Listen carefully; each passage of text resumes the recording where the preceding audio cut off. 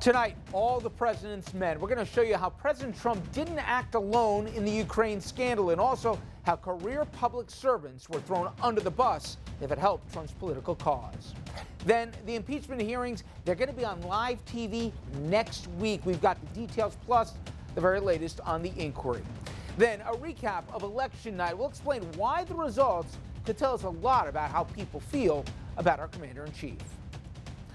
Good evening, everyone, and welcome to RFL. I'm Richard French. A very busy Wednesday. The impeachment inquiry ramping up. That as we learn more and more about what the president and his minions were doing in Ukraine. Now, we're also finding out much more about how the president used the State Department to further his political agenda, with people at the very top going right along.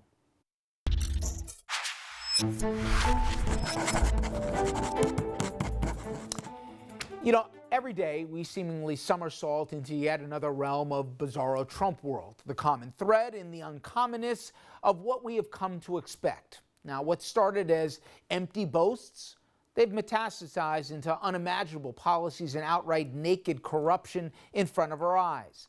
But if we're being honest with ourselves, after a shocking campaign and then 3 years of Trump land, we don't get to be shocked anymore. Where we do, however, get to be outraged is that this grotesque roadshow has had a steady stream of roadies who've enabled their shock jock by feeding his dual addictions of abuse of power and graft. The list of sycophants and abettors is a long one, but for now, I'm going to focus on the four horsemen. Let's start with Secretary of State Mike Pompeo. So desperate is this guy for the limelight that Pompeo has rationalized abandoning the Kurds, our European allies, all while defending the president's sloppy wet kiss of despots like Putin, Erdogan, Assad, and the list goes on. But his transactional bromance with Trump will prove costly, I believe, as it relates to Ukraine. In sworn testimony by ultra-believable ambassadors Taylor and Yovanovitch, as well as Assistant Secretary Kent and Lieutenant Colonel Vingard, they put Pompeo in the loop.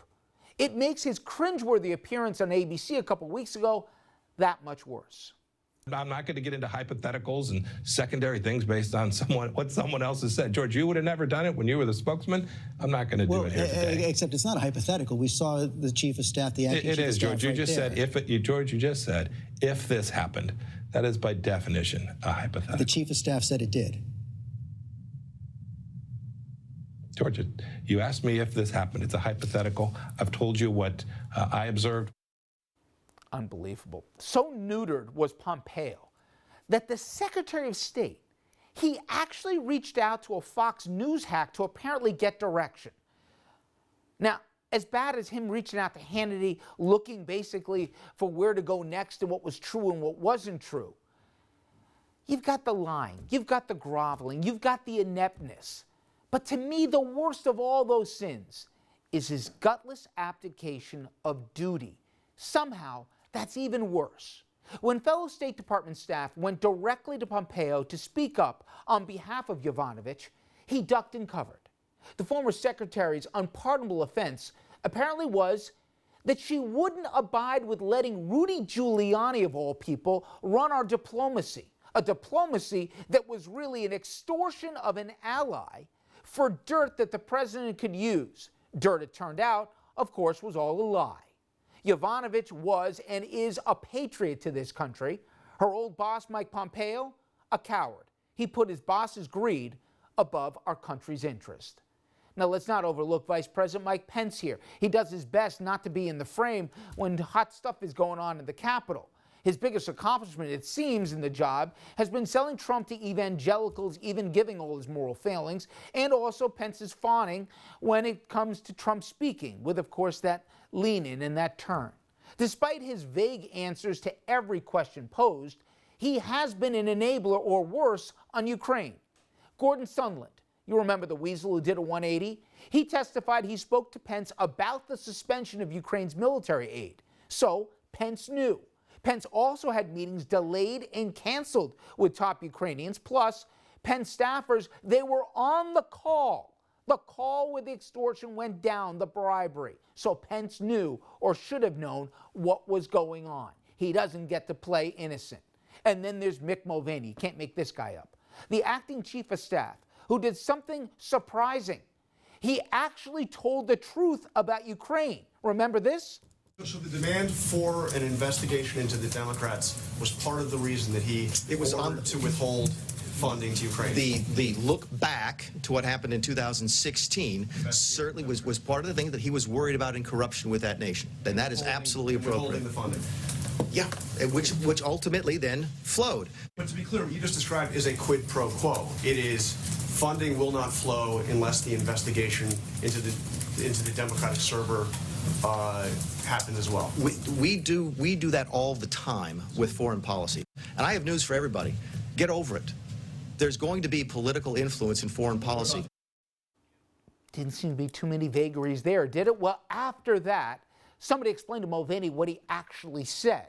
And then he turned around and said, this is a clarification. You, the media, twisting the words. He basically said he didn't say what we just heard him said. And then, after what we all heard on live TV, he blamed again the fourth estate here for again misconstruing his eloquence. By the way, Mulvaney, he's a total puppet. I'm sure that's why Trump has kept him around. Mulvaney, not even the chief of staff, think about this. He didn't even know about the raid to kill the head of ISIS, Baghdadi. He had to find out basically from the media.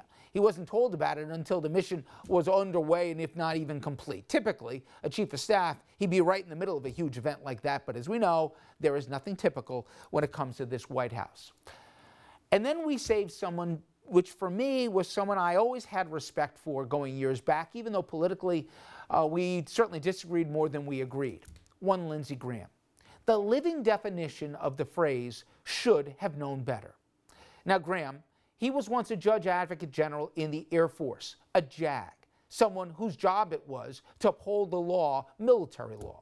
He was also good friends with John McCain, who of course was a never-Trumper and always put country above self, let alone party. But now that McCain is gone, this man has turned into a professional presidential apologist. Graham basically wants to take his ball and go home instead of reading anything that could incriminate his new best friend, the president. Do you plan on reading these transcripts that were released? No. If the person being threatened with withholding the aid, if they say I wasn't threatened, I don't care what any bureaucrat says. To be clear, a military person whose job it was to uphold the law knows, certainly, about whistleblower statutes and protections. A certain person who wore a uniform was part of our Judiciary Committee in the U.S. Senate knows that we do have things like checks and balances in this country. And a president should be held to account when he does things that are against our national interest, let alone to do something, to use an ally, to extort an ally to advance one's political cause, holding our tax dollars that you, a lawmaker, Lindsey Graham, appropriated just to try and get imagined dirt on an opponent. To sit silently by and try and find and obfuscate any tortured logic to defend this man is shameful. So while many of us believe that Donald Trump is doing unbelievable harm to this country, tearing us apart at the seams and destroying norms and our reputation in the process, he has not acted alone. History, I believe, will look back as it does at both the climate that gave him his moment, but also the men and women who looked the other way or even did his bidding. Donald Trump, at least, has been honest on rare occasion, but he has. He's been true about one thing, and that is his nature. Those who knew better and did nothing or helped him along, there's no rationalizing for that. Like their boss, I believe they'll soon have to answer for it. All right, coming up next, tons of new developments on the impeachment inquiry, including the announcement of the first round of public hearings that we'll bring to you live. Former federal prosecutor Roland Riopel, he joins us to discuss.